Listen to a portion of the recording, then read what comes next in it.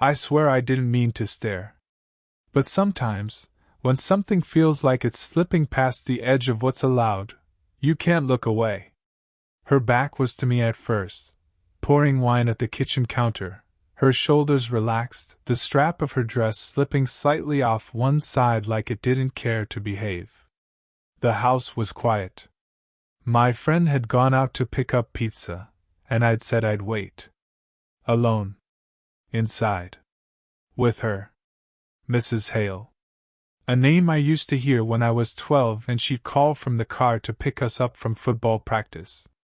Back then, she was cool, in that careless, put-together way moms sometimes are. But tonight, with her hair undone, barefoot in her own home, the music soft and slow on some vinyl station, she didn't look like a mom. She looked like a woman who forgot she wasn't supposed to be seen. She glanced over her shoulder. "You're quiet tonight." I swallowed, sitting straighter on the edge of the couch, pretending like the throw pillow in my lap wasn't hiding 100 conflicting reactions. "Just tired." She raised an eyebrow but said nothing. She walked past me with 2 glasses. Only one had wine in it. The other was empty. She didn't offer me a drink. Just sat in the chair across from me, tucking one leg beneath her, her dress folding neatly at the knee. "You keep looking at me like you're trying to read something I'm not saying," she said softly. I blinked. "I'm not. You've been staring all night. Say what you want." I froze. She didn't smile when she said it, not exactly. Her mouth curved like she was daring me. Or maybe protecting herself. I didn't know which. But the words hit like heat behind my ribs. There were so many things I wanted to say, but none of them sounded smart out loud.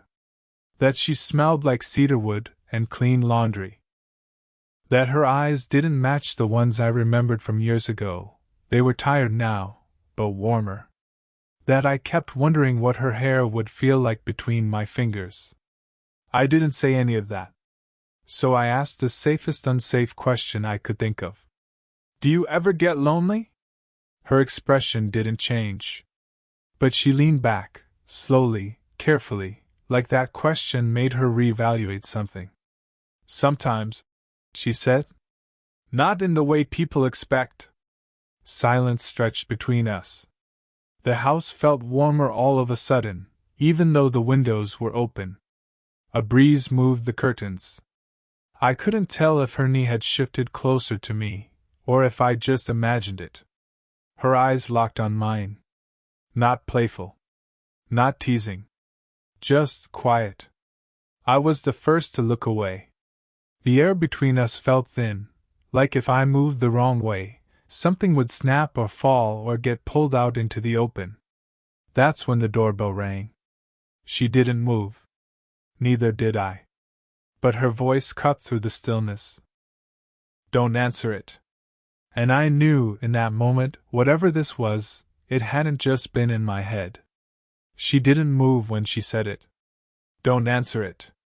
It was the first time I heard something undeniable in her voice. Not a request. Not a test. Just truth. The doorbell rang again. Then silence. I didn't ask who it was. We both knew, probably Ryan, my best friend, her son. And I hated how that truth made something in my chest tighten with guilt and heat at the same time. She stood slowly, brushing past me on the way to the kitchen. Not looking at me. Her glass still half full. I stayed seated. The tension wasn't loud. It was the kind that gets under your skin. My head was screaming 1,000 things, but none louder than "Don't ruin this." Whatever this was. A few minutes passed. She didn't come back. I found her in the kitchen, standing near the open fridge, staring at nothing. The light cast a dull yellow against her skin. She didn't hear me come in. "I wasn't supposed to stay this late," I said. "I wasn't supposed to pour that wine," she said, not turning. I leaned against the doorframe. "Was it that bad?" She finally looked at me. No. That's the problem. Her eyes looked different now, softer, but distant. Like she'd retreated into some version of herself I hadn't met yet. She pulled her sweater tighter around her arms. You remind me of someone I used to know. Someone good? She laughed, just once. It wasn't a happy sound. Someone who wanted to save me. Before I even knew I needed saving. I didn't know what to say to that. But I didn't move. She walked past me again, brushing my arm lightly with hers. That 1 second of contact was nothing, and somehow everything. I followed her back to the living room. She sat down first. I sat across from her again, but this time, closer. I broke up with someone 2 months ago, she said. He was safe. Predictable. Kind. She looked at her hands. But he never really saw me. Not me. I swallowed hard. I see you. She looked at me. Long enough that I had to look away. Again. That's why it scares me, she whispered. I nodded, more to myself than her. I've never felt this way about anyone your age, she added. And I don't want to be some story you joke about later. The night you almost kissed your friend's mom. I wouldn't joke about you, I said. I meant it. She looked at me for a long time. Then, without thinking, without speaking, she reached out and fixed the collar of my shirt. Just a soft tug. But her fingers brushed my neck. We both felt it. And neither of us pulled away. Her fingers were still on my collar when the front door creaked open. Mom? Ryan's voice. She pulled her hand back like she'd touched fire. I shot off the couch, pretending I'd just stood up, for no reason. My pulse slammed through my neck. In here, she called, voice too calm. Ryan walked in carrying a pizza box and a 6-pack. He glanced at me, then at his mom, then back. You guys didn't eat? We were talking, she said quickly. I nodded. Yeah. Just catching up. He didn't say anything, just headed to the kitchen like nothing felt weird. Maybe it didn't. Maybe this whole thing was in my head. Or maybe he just hadn't seen how close we were sitting. She didn't look at me again. Her posture stiffened. She stood and walked toward the hallway. Bathroom, she muttered, disappearing. Ryan popped open a soda and sat beside me. She seems off, huh? I tried not to show it. Tired, maybe? He shrugged, took a slice of pizza, then looked at me mid-bite. She said you were staring at her earlier. My stomach dropped. What? He laughed, mouth full. Chill. She was joking. Said you looked like you'd seen a ghost or something. I told her you're just weird when you're hungry. I forced a laugh, but my hands were sweating. She told him that I'd been staring. But how did she say it? A joke? A warning? The bathroom door opened, and she re-entered, her face blank, her sweater now gone. She didn't look at either of us. Ryan, I'm tired, she said. Mind if I head to bed? He looked surprised. Already? Long day. He nodded. Yeah, sure. She paused, eyes flicking toward me for half a second. Then she disappeared down the hall. I stayed frozen for a moment. Ryan elbowed me. What, you want to sleep here too? I swallowed. Maybe. Too late to drive. He shrugged. Crash in the guest room. I'm heading to my girls anyway. Won't be back till late. That single sentence changed everything. She thought he was staying. She didn't know. I waited until I heard the front door close behind him. The silence afterward felt louder than anything. I stood in the hallway for a full minute, staring at her closed bedroom door. Don't knock, I told myself. Just sleep. Don't make it worse. But my feet moved anyway. I raised my hand, and stopped just short of touching the wood. The door opened. She was already standing there. No words. No question. Just her, watching me like she'd been listening the whole time. Her voice was a whisper. You're not supposed to be here. I know. She didn't close the door. And I didn't walk away. She didn't step back to let me in. She just stood there, in the soft light from her bedside lamp, like she wasn't sure if opening the door had been a mistake. I stood at the threshold, heart pounding. I thought you knew Ryan left. I did, she whispered. The silence between us crackled, not the safe kind. The kind that dares you to say something reckless. I tried to forget about this, she said suddenly, folding her arms across her chest like a shield. Whatever this is. Her voice wasn't calm anymore. It wavered, like she was tired of holding herself in. You can't be here, she added, quieter this time. Not like this. Then say it, I said. Tell me to go. Really say it, and I will. She opened her mouth, but nothing came out. Just a breath. A single breath. I stepped closer. You feel it too, I said. I know you do. Stop. Her voice cracked. I tried. I whispered. I tried to stop thinking about you. About that night after graduation when you hugged me goodbye and your hand stayed on my back a second too long. About the way you looked at me today, like you forgot I was his friend for a second. Her eyes filled. Not tears. Just something heavier. Something that made her look almost angry. I'm not proud of this, she said. You're 22. I'm not a kid. You're his best friend. I never planned this. But I can't lie about it anymore. She turned, walked a few steps away like distance would fix it. Her voice dropped. You don't know what it's like, waking up next to someone who doesn't see you. Who stopped really looking years ago. She was shaking now, barely, but enough. I was married for 18 years, she said, her back to me. I lost track of how many times I made excuses for why it didn't feel right. Then I divorced him and promised I'd start over. Clean. Safe. No mess. I took another step toward her. But it still feels empty. She turned, eyes glossy. And then you started showing up. All grown up. Looking at me like I was someone wanted. Not pitted. I didn't breathe.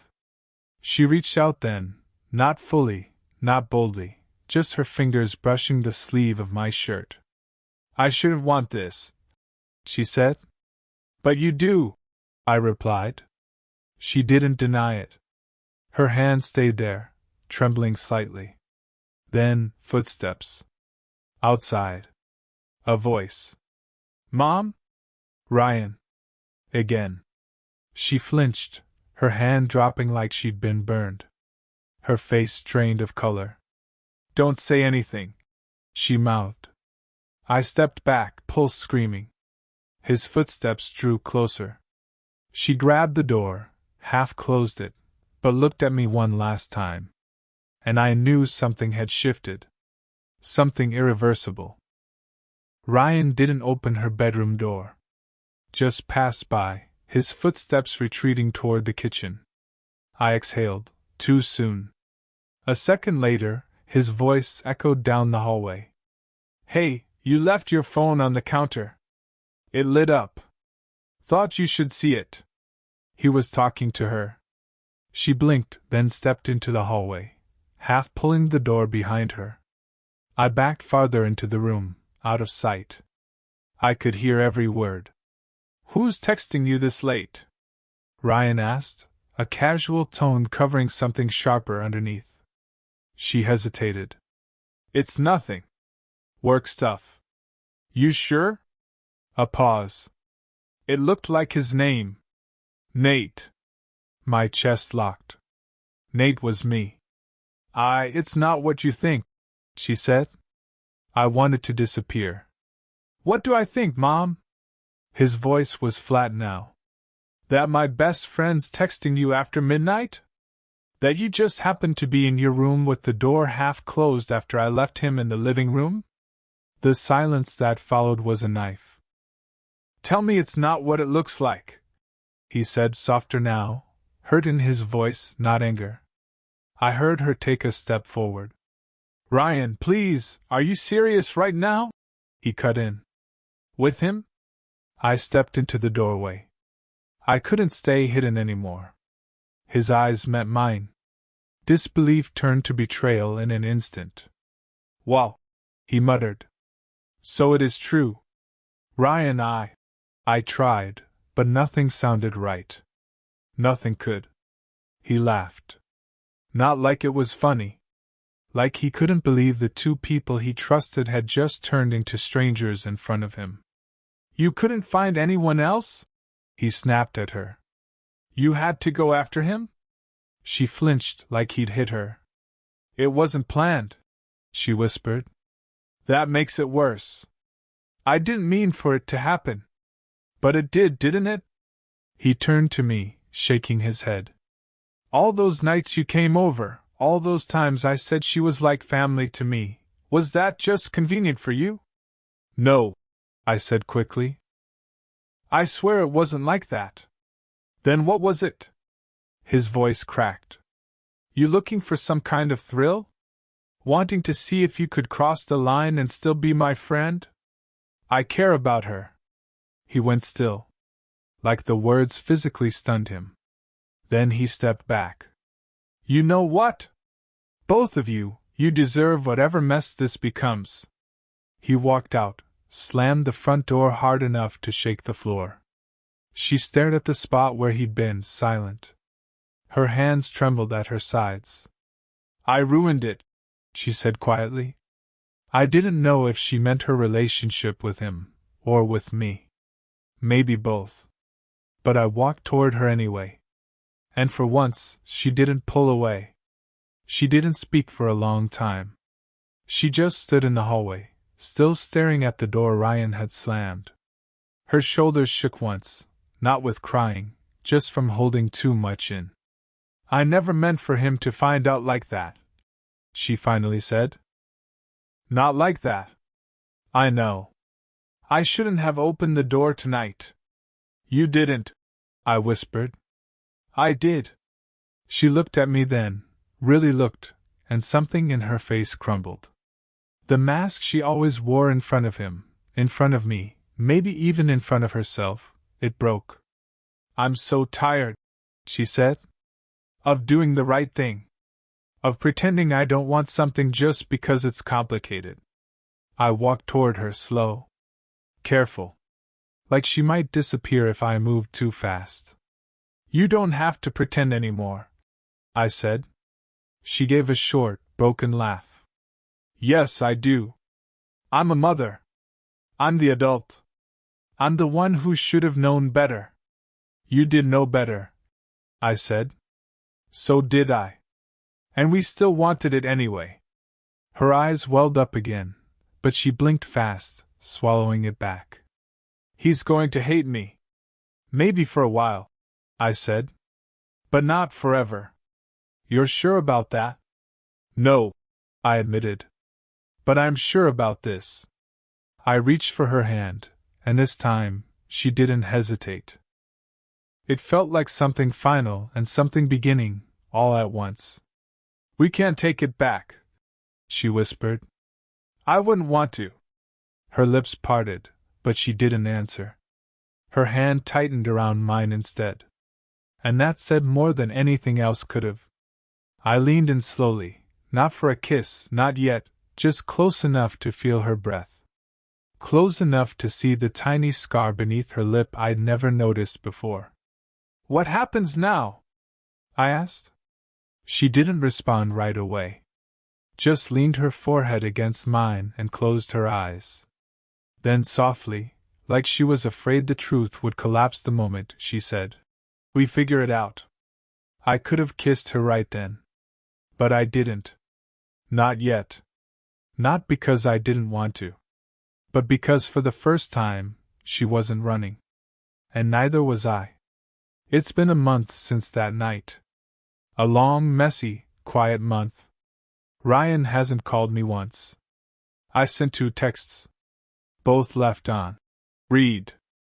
I don't blame him. If the roles were reversed, I'm not sure I'd talk to me either. She sees him sometimes. At his apartment, or when he drops by for laundry. He doesn't stay long. Doesn't make eye contact. Doesn't bring up my name. But he's civil. That's something. And we've stopped pretending this didn't happen. We see each other differently now. No more sneaking looks, no more halfway steps. No more pretending this was just a moment that got out of hand. It wasn't. It never was. She started cooking more. Not for me, exactly, but somehow there's always enough when I'm around. We sit at the kitchen table like nothing's changed, even though everything has. Sometimes she laughs mid-conversation, then gets quiet, like it hits her all over again how strange this is. Sometimes I catch her watching me from across the room, like she's waiting for this to fall apart, or for me to wake up one morning and realize I regret it. But I don't. The other day, I asked her if she'd take a photo with me. She blinked like she didn't understand the question. Why? Because people take photos of the things they want to remember. She smiled, not the guarded kind, but a real one. And when she leaned into me for the picture, her hand rested lightly over my heart like it belonged there. We haven't said the big words yet. Maybe we're both afraid of what they might unlock, or undo. But we say it in other ways. She asks if I slept okay. She buys my favorite kind of coffee. She texts me things she hears on the radio, random lyrics she thinks I'd like. And I come back to her. Every time. Without needing a reason. The world outside still thinks this kind of thing isn't supposed to work. That it's a phase. A mistake. Something temporary. Maybe they're right. Maybe they're wrong. All I know is, I didn't fall for her because she was older. I fell because she made me feel seen. Not just looked at, seen. Like I wasn't invisible in the quiet corners of my own life anymore. And maybe she fell for me because I never asked her to be someone else. I never looked at her like she was too much, or too late. We're still figuring things out, slowly. Carefully. But we're not hiding. Not anymore. Did you enjoy the story? What kind of stories would you like to hear next? Drop your thoughts below, and tell me, would you risk everything for a love that was never supposed to happen?